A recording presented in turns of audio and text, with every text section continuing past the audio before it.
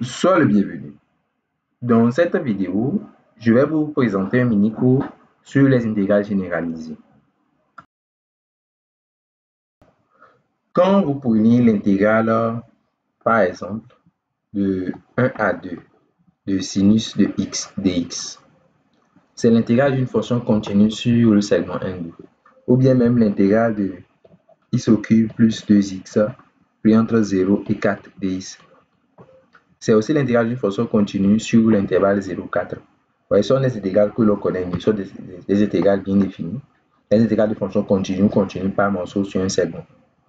Mais quand je vais mettre par exemple l'intégrale de 1 sur x au carré dx, puis entre 0 et 4 par exemple, là il y aura un problème. Parce que comme vous prenez la fonction 1 sur x carré, elle n'est pas définie en 0. Vous voyez ça? On va dire que cette intégrale est une intégrale généralisée.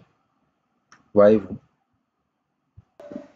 Ou bien même l'intégrale de 1 à plus l'infini de 1 sur x carré dx, par exemple. Parce qu'il y a un problème qui est quoi? Plus infini. Vous voyez ça? Donc, tout ceci, ce sont des intégrales généralisées. Donc, comment est-ce qu'on en donne la définition? Voilà, comment est-ce qu'on peut définir cette intégrale à partir des intégrales que vous connaissez déjà? Simplement, quand on prend l'intégrale de 0 à 4 de 1 sur x carré dx, qui est une intégrale impropre, on va remplacer la partie impropre de l'intégrale. Là où il y a le 0, là, on va remplacer ça par une lettre quelconque. Bon, en tout cas, je ne vais pas prendre la lettre x. Parce que x est déjà utilisé. Je vais prendre par exemple t, y, n'importe quoi. Si je mets t par exemple, je mets t à 4, 1 sur x carré dx. Et on va faire tendre maintenant t vers 0. On va calculer la limite de ceci en faisant tendre t vers le problème, quoi, t vers 0. C'est comme ça qu'on va définir tout simplement notre intégrale. Est-ce que vous voyez? On fera la même chose pour celui-ci. Voyez-vous? On va définir ça comme la limite lorsque t tend vers l'infini de l'intégrale. On remplace le problème par t et on met ça comme ça. Tout simplement, vous voyez l'idée. Donc concrètement, c'est ce que l'on fait pour la définition de ces genres d'intégrales généralisées. Donc ce qui nous donne en même temps une méthode de calcul. Il suffit de primitiver ceci et de calculer la limite lorsque t tend vers 0. Vous voyez? Alors, vous voyez que cette intégrale n'est pas une intégrale généralisée puisqu'il n'y a pas de problème ici. Voilà. Donc, c'est ça juste l'idée, quoi. C'est ça juste l'idée de la définition de ces genres d'intégrales. Une intégrale bien connue, c'est l'intégrale de Riemann, qui est une intégrale de référence dont vous allez vous servir. On va ensemble voir ce que c'est que l'intégrale de Riemann et on va étudier sa convergence. Nous avons deux types d'intégrales de Riemann. L'intégrale de 0 à b de 1 sur x puissance alpha dx, qui est une intégrale qui est généralisée comme vous le voyez en 0. Le problème c'est 0. Maintenant, l'intégrale de 1 sur x puissance alpha dx de b à plus infini, On va dire que cette intégrale c'est une intégrale de Riemann en 0. Alors que cette intégrale c'est une intégrale de Riemann en plus l'infini. Maintenant, on va ensemble étudier leur convergence en fait. Donc, quand on prend l'intégrale en fait de 1 sur x puissance alpha dx, on va essayer de primitiver ça là dans un premier temps. On va trouver une primitive de 1 sur x puissance alpha dx. Je prends ici alpha différent de 0 et alpha différent de 1. Dans ce cas, une primitive de ça, c'est moins 1 sur alpha moins 1 fois 1 sur x puissance alpha moins 1. Donc, si je veux écrire ça comme 1 sur 1 moins alpha fois 1 sur x puissance alpha moins 1. Voilà. Et donc, je vais m'intéresser par rapport d'abord à la première intégrale. Et donc, comme je vous l'ai appris, on va remplacer le problème par un paramètre donné. Donc, on va remplacer par exemple, le problème c'est 0. On remplace ça par t par exemple. L'intégrale de t à b de 1 sur x puissance alpha dx. Donc là, cela égale à une primitive qui est ceci. 1 sur 1 moins alpha fois 1 sur x puissance alpha moins 1 prise entre t et b. T lui-même doit être pris dans l'intervalle où on veut faire l'étude. Donc, on prend t dans 0 bien, t appartenant à 0 bien. Donc, il faut ouvrir là où il y a le problème. J'ouvre là où il y a le problème 0. Voilà. Donc, je fais le calcul. On peut mettre 1 sur 1 moins alpha en facteur pour avoir 1 sur b puissance alpha moins 1 moins 1 sur t puissance alpha moins 1. Voilà. Maintenant, c'est la limite qui nous intéresse. La limite lorsque t tend vers 0. Pour faire une remarque en ce qui concerne la limite de 1 sur t puissance alpha moins 1 lorsque t tend vers 0. T tend vers 0 ici par valeur supérieure, je t appartient à 0. On va calculer cette limite de ce truc-là d'abord. En fait, si alpha moins 1 est positif, dans ce cas, c'est comme si j'ai 1 sur t puissance 2, par exemple, 1 sur t puissance 3. Donc, l'explosion là est positive, l'explosion alpha moins 1 est positive. Donc, cette limite, ça va donner 1 sur 0. Est-ce que vous voyez? Donc, ça va donner plus l'infini. Par contre, si alpha moins 1 était négatif, là, ici, l'explosion, c'est comme si, par exemple, j'ai 1 sur t puissance quelque chose de négatif.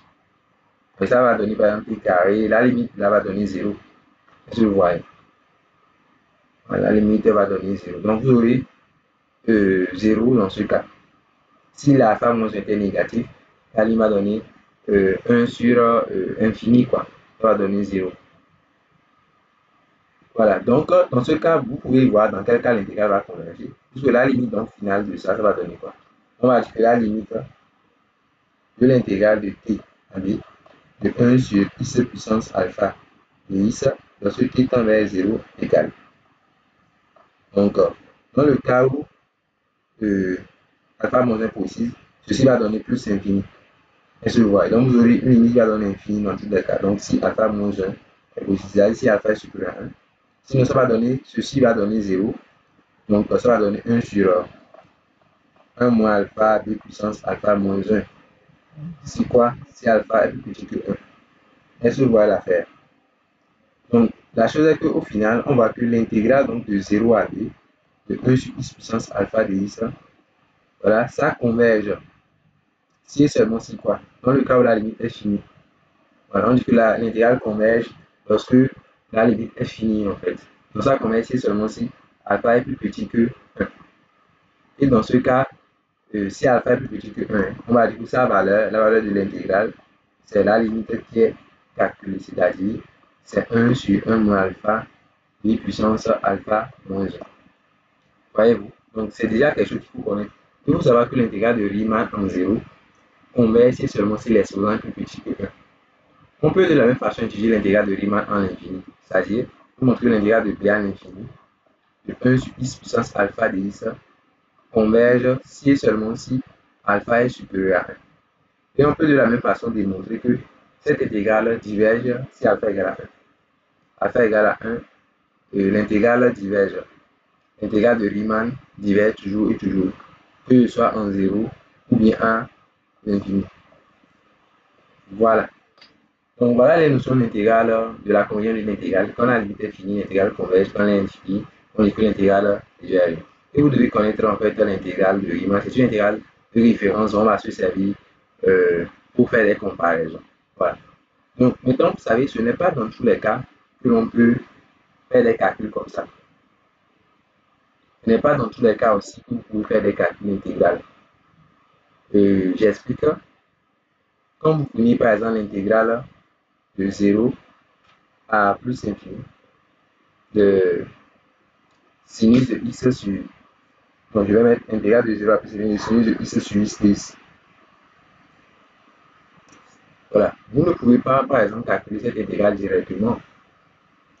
Vous voyez, parce que vous ne savez pas comment primitif sinus x sur x.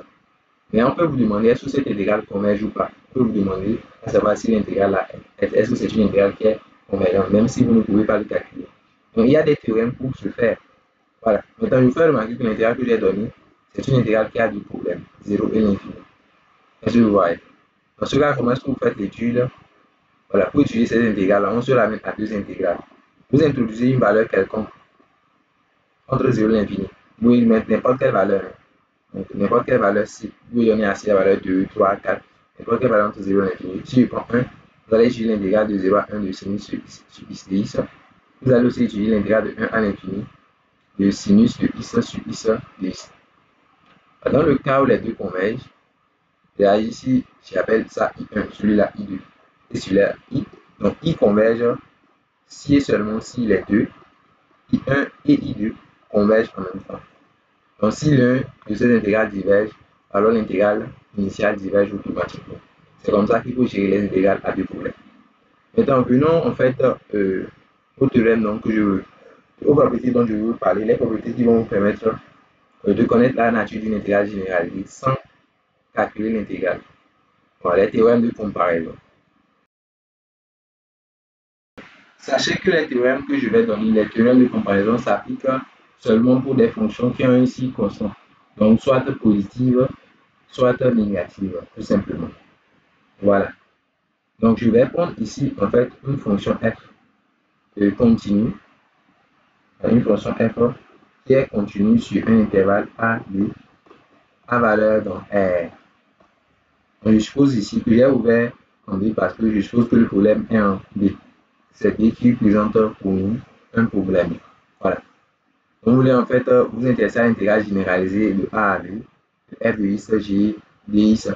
C'est une intégrale dont vous voulez connaître la nature, vous voulez savoir si elle converge ou pas, sans forcément calculer cette intégrale par primitivation. Voyez-vous? Maintenant, dans ce cas, on fait la comparaison par rapport à une autre intégrale. C'est-à-dire, soit vous arrivez à trouver une égalité du genre f plus petit qu'une autre fonction g au voisinage du problème. Attention, c'est au voisinage du problème, au voisinage de b.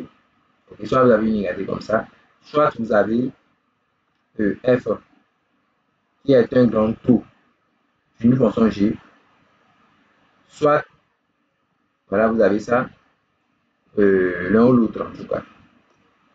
En tout cas, si vous avez l'un ou l'autre, je rappelle que quand je dis f est un grand taux de g, ça veut dire que on peut trouver un réel m tel que valeur absolue de f est plus petit que 30m fois valeur absolue de g au voisinage de bn. Est-ce que vous voyez? Donc, soit vous avez ça, ou soit même vous avez f qui est un petit taux. F qui est un petit taux de g au voisin de b. Je rappelle que du coup f est un petit taux voisin de b, veut dire que la limite de f de x sur g de x lorsque x tend vers b ici est égal à 0. Donc x tend vers b par valeur inférieure puisqu'on est sur l'intervalle AB. Voilà. Donc il faut. Donc soit vous avez l'un ou l'autre, f est plus petit que g, f est un entour de g ou bien f est un petit taux de g. Peu importe. Dans ce cas, l'idée, ça fait l'idée que f est plus petit, en tout cas f est dominé par g, f est négligeable devant g, bref, est plus petit que g. Peu importe, dans ce cas, si l'intégrale de g converge, l'intégrale de f va converger forcément. C'est ça le théorème. Il dit que si vous avez ces conditions-là, si vous avez démontré ça, ou ça, ou ça, dans ce cas, vous pouvez dire que si l'intégrale de g converge, voilà, si l'intégrale de a à b, de g de x, c'est une intégrale convergente, alors automatiquement, l'intégrale de f aussi va converger. L'idée, elle est simple. C'est comme si f était plus petit que g. Donc, normalement, on doit s'attendre que l'intégrale de f va être plus petit en fait que l'intégrale de g. Donc, maintenant, si l'intégrale de g, on sait déjà que c'est fini, alors forcément, l'intégrale de f ne peut pas être infinie. Elle est aussi forcément finie parce qu'elle est plus petite que l'intégrale de g. C'est ça l'idée, quoi. C'est un théorème à comprendre, à connaître, puisque ça sera utilisé plusieurs fois. Maintenant, il y a ça contraposé qui va dire que, bon, ok, si c'est l'intégrale de f, si l'intégrale de f divergeait, l'intégrale de g allait diverger parce que g est plus grand que f. Donc, si l'intégrale de f est infinie, l'intégrale de g, qui sera plus grande que l'intégrale de f aussi, sera infinie. Donc, c'est là contraposé en fait. Donc, si l'intégrale de f diverge, alors l'intégrale de g aussi diverge. Attention, n'allez pas dire que si l'intégrale de g diverge, l'intégrale de f diverge, c'est faux. C'est plutôt si l'intégrale de f diverge, alors l'intégrale de g diverge. Donc il faut bien comprendre le sens dans lequel il faut appliquer la propriété. Voilà. Maintenant, quand je parle de petits tours, grands tours et tout ça là, cela peut vous paraître abstrait. Je vais vous donner quelques petits tours remarquables parce qu'on les utilisera beaucoup. Parlons de cette limite remarquable que vous connaissez bien. Limite de x puissance alpha, ln de x puissance bêta. Lorsque x tend vers 0, Je suppose ici que alpha, bêta sont des réels positifs. On sait que cette limite va donner 0. Je pourrais l'écrire en disant que la limite de x puissance alpha, mais la limite de ln de x puissance bêta, le tout divisé par l'inverse de x puissance alpha lorsque x tend vers 0 égale à 0. Je prends le numérateur comme étant f, le dénominateur comme étant mon g. Et donc, je vois la limite de f sur g qui donne 0. Je pourrais donc avoir un petit tour qu'on utilise très souvent, qui est le fait que ln de x puissance bêta est donc un petit taux de quoi? 1 sur x puissance alpha lorsque x tend vers 0. Voilà. Un petit taux remarquable aussi vient du fait que la limite de x puissance alpha exponentielle de moins bêta x lorsque x tend vers plus infini est égal à 0. Vous voyez, alpha bêta devient toujours des réels positifs. Et de là, vous pouvez dire que exponentielle de moins bêta x est un petit taux de 1 sur x puissance alpha lorsque x tend vers quoi? Plus l'infini. Ce sont des petits taux qu'on utilise très souvent et je vous recommande de les retenir. Voilà. Je vais vous montrer par exemple une utilisation de cela. Si je veux connaître la nature de cette intégrale ayant un problème en 0, donc je mets intégrale de 0 à 1 de ln de x par exemple. Voilà, donc ln de x et x. Je veux savoir si cette intégrale converge ou pas. Voyez, je vais utiliser un petit taux remarquable. Je vais dire que ln de x est un petit taux par exemple de 1 sur x puissance demi. Voilà, lorsque x tend vers 0, d'après ce que je viens de dire. Donc je peux dire ça. OK. Et je vais maintenant dire que on sait que l'intégrale de 0 à 1 de 1 sur x puissance demi de x converge. Donc d'après le théorème de comparaison dont je vous ai parlé, on peut dire que quoi? L'intégrale de ln de x de 0 à 1 converge. Notez bien, j'ai pu le faire parce que la fonction ln, en fait, ça a un signe constant. Je vous ai dit que le théorème de comparaison s'applique lorsque votre fonction a un signe constant. Ici, si x est plus petit que 1, on sait que ln de x est négatif. Ok, donc ln a quand même un signe constant sur 0, 1. Vous voyez, c'est ça l'idée en fait. C'est ça l'idée. Voilà. Donc, vous voyez que, comme on sait que l'intégrale a converge, parce que c'est une intégrale de Riemann, hein, d'expression alpha plus petit que l'intégrale de Riemann en 0. Donc, ce qui fait que l'intégrale a converge. C'est ça l'idée en fait. Donc, vous voyez comment on peut utiliser voilà, des petits taux pour étudier la nature de quelques intégrales généralisées. On utilise très souvent aussi des équivalents. Je rappelle que lorsqu'on dit f équivalent à g ou variant de b, ça signifie ici que la limite de f de x sur g de x lorsque x tend vers b est égal à 1. Bon, pour le dire très simplement. Voilà. Donc, en guise d'exemple, voici quelques équivalents. ln de 1 plus x est équivalent à x variant de 0, parce que la limite du rapport va donner 1. Exponentielle de x moins 1 est équivalent à x lorsque x tend vers 0. Un polynôme, par exemple, a1xn jusqu'à a1x plus a0 est équivalent lorsque x tend vers plus infini à son monôme de plus haut degré. Et bon, je peux aussi an est différent de 0. Vous voyez, est équivalent à plus infini à son monôme de plus haut degré. C'est équivalent à 0 à son monôme de plus petit degré. Voilà. Donc, par exemple, quand vous prenez an xn plus ainsi de suite jusqu'à apx puissance p, c'est équivalent à quoi? À apx puissance p lorsque x tend vers 0. Je suppose ici ap est différent de 0. Hein. Donc un monôme est équivalent, un polynôme est équivalent à plus infini à son monôme de plus haut degré et équivalent à 0 à son monôme de plus petit degré. Donc vous avez des équivalents comme ça dont vous aurez besoin dans l'exercice et que je vous rappelle tout de suite. Donc il faut les connaître. Voilà. Comme par exemple le fait que sinus x est équivalent à x lorsque x tend vers 0. Voilà. Le fait que cosinus de x est équivalent à 1 moins x carré sur 2 lorsque x tend vers 0. Donc c'est aussi équivalent lorsque x tend vers 0 à 1 tout court. Hein. Donc, vous devez réviser vos équivalents disponibles dans votre cours en fait, dans votre cours de maths 103. Voilà. Donc, moi, je ne fais que vous rappeler cela. Donc, les équivalents peuvent vous aider, voilà, dans l'étude de certaines intégrales généralisées à partir de ce théorème, en fait. Vous savez, vous devez savoir que euh, si vous voulez étudier toujours f est positif, par exemple, sur un intervalle A à B, donc le problème ici, c'est B. Voilà. Si vous savez que f est équivalent à G au voisinage de B, alors sachez que l'intégrale de f et l'intégrale de G ont la même nature.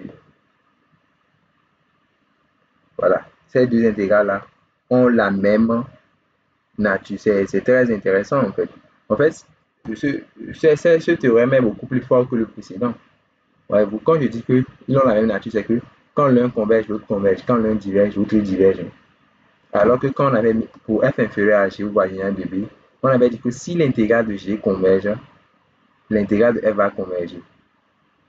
Et que si l'intégrale de f diverge, l'intégrale de g va diverger. On n'a pas dit que les deux intégrales ont la même nature.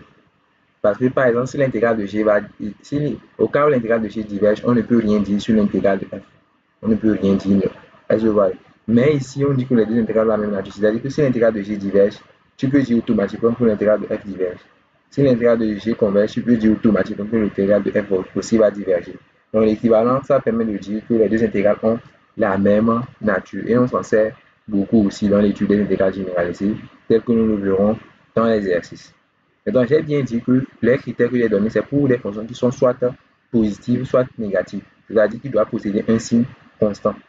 Voilà. Mais quand vous prenez par exemple cette fonction sinus de i sur i intégrale, par exemple de 1 à l'infini de i, sinus de i sur i, c'est une fonction dont on ne connaît pas le signe. Il n'a pas un signe constant.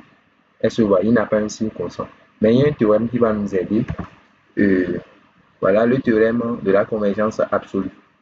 C'est-à-dire, on dit que face à ces intégrales qui n'ont pas de signe constant, au lieu d'étudier cette intégrale, vous allez étudier plutôt l'intégrale de 1 à l'infini de la valeur absolue de sinus de i sur i de i. Et le théorème dit que si cette intégrale converge, alors sachez que automatiquement l'autre aussi va converger. C'est-à-dire, on dit que si une intégrale converge, si l'intégrale d'une fonction converge absolument, alors elle converge. Voilà, donc si vous avez par exemple une fonction f qui est continue sur l'intervalle AB, donc le problème est en B ici, à valeur dans R. Donc ce qu'on est en train de dire, c'est que si l'intégrale de A à B, de la valeur sur de f de i converge, alors forcément l'intégrale de A à B, de f de i converge. Donc quand vous êtes face à une fonction dont vous ne connaissez pas le signe, vous prenez sa valeur absolue et vous utilisez sa convergence. Donc, si l'intégrale converge, on va dire que l'intégrale f converge absolument. On parle de convergence absolue. Donc, la convergence absolue implique tout simplement la convergence, tout simplement. Voilà. Donc, c'est comme ça que l'on procède face à des fonctions dont le signe n'est pas constant sur l'intervalle en question. Maintenant, ce que vous faites, quand on parle de changement de variable et d'intégration par partie, sont aussi valables dans une certaine mesure au niveau des intégrales généralisées. Parlons tout d'abord du changement de variable. Nous prenons une fonction f qui est continue sur l'intervalle AB. Donc, le problème se pose ici en B, à valeur dans R. Voilà. Maintenant, vous avez l'intégrale de A à B, de f de x dx. Et vous voulez faire un changement de variable, vous voulez changer le x par une autre lettre, bon, par une autre variable, en quelque sorte, vous voulez travailler avec une autre variable. Donc, pour cela, on suppose que vous avez une fonction x égale à phi d'une autre fonction u. La fonction phi est ce qu'on appelle un difféomorphisme. C'est-à-dire que phi doit être une application qui est dérivable, bijective, mais aussi phi moins 1 aussi doit être dérivable. Voilà, donc en gros, vous faites un changement de variable posant x égale à une fonction de u. Voilà, et dans ce cas, on pourra dire que l'intégrale généralisée là, voilà, a la même nature que cette intégrale, l'intégrale que vous obtenez après changement de variable en fait. Donc maintenant, au niveau des bornes, sachez que comme x égale à phi de u, on peut écrire que u égale à quoi? U égale à phi moins 1 de X, autrement dit Q. Donc, de telle sorte que pour X égale à A, U va donner phi moins 1 de A. Donc, ici, vous aurez phi moins 1 de A à phi moins 1 de B. Donc, au lieu de mettre F de X, X c'est phi de U. Donc, ça sera F de phi de U. Voilà, DI, ça sera phi prime de U DI. Donc, vous voyez, j'ai juste changé d'abord les bornes en disant que pour X égale à A, U va donner phi moins 1 de A. Et pour X égale à D, bon, on voit clairement que U va donner phi moins 1 de B, puisque U même c'est phi moins 1 de X. Et après, vous calculez la différentielle de X. X c'est phi de U. Vous dérivez X par rapport à U pour avoir phi prime de U. Et là, vous tirez dx qui sera phi prime de U de U. Donc, vous direz que les deux intégrales ont la même nature. Voilà, on dit que les deux intégrales ont la même nature. Et dans le cas de convergence, en cas de convergence, ils sont égaux. Ils sont tout simplement égaux. C'est-à-dire l'intégrale est égale à l'intégrale A lorsque ces intégrales-là convergent. Voilà, donc c'est en gros ça le changement de variable. Donc c'est ce que vous faites habituellement. Maintenant, au niveau de l'intégration par partie. Voilà. Donc on suppose que vous avez une intégrale du genre intégrale de A à B de f' de x fois g de x de x. Voilà. Donc vous avez quelque chose comme ça. F et g sont des fonctions dites de classe C1.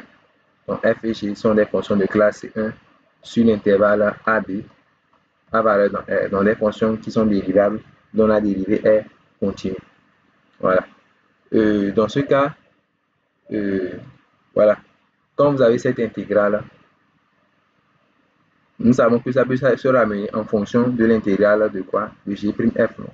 De g' de x fois f de x de x. On sait qu'il y a une relation entre ces deux intégrales. Voilà.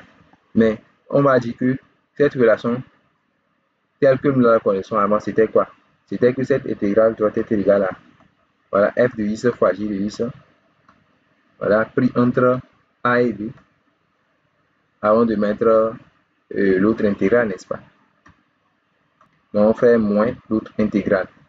Donc c'est ça. Maintenant, il va falloir que, avant d'écrire cette égalité, il va falloir que vous vous assurez que ceci est fini. Comme le problème se pose en B, il faut que vous vous assurez que la limite de f de x fois g de x, lorsque x tend vers b par valeur inférieure, doit être finie. Donc si cette limite est finie, voilà, si ceci est fini, ce n'est pas infini, il faut que ceci ne soit pas infini, quoi. Donc comme le problème se pose en B, le problème c'est seulement en B. Voilà, en A, bon, ça va être fini parce que la fonction elle est définie en A, quoi. Donc, j'ai pris f et g des fonctions qui sont définies A. Le problème, c'est seulement B. Donc, dans le cas où cette limite-là est finie, vous pouvez dire que les deux intégrales ont la même nature. Vous pouvez dire que l'intégrale de A à B de f' de x, g de x de x, et l'intégrale de A à B de g' fois f, voilà, ont la même nature. Ont la même nature. Voilà. Et il y a cette égalité dans le cas de convergence. L'égalité est valable dans le cas de convergence. On ne le met pas lorsqu'il y a divergence. Voilà. S'il y a divergence, c'est qu'on aura l'une des intégrales qui est infinie. Et donc, ça ne marche pas dans ce cas. Donc, l'égalité, là, vous devez le mettre lorsque vous assurez que l'une des intégrales converge. Voilà. Donc, en gros, c'est comme ça que se présente voilà, l'intégration à partir au niveau des intégrales généralisées. C'est quasiment ce que vous faites avant. Donc, à peu de différence près. Voilà donc un résumé de ce qu'il faut connaître sur le cours sur les intégrales généralisées. Nous faisons l'application dans les vidéos à venir.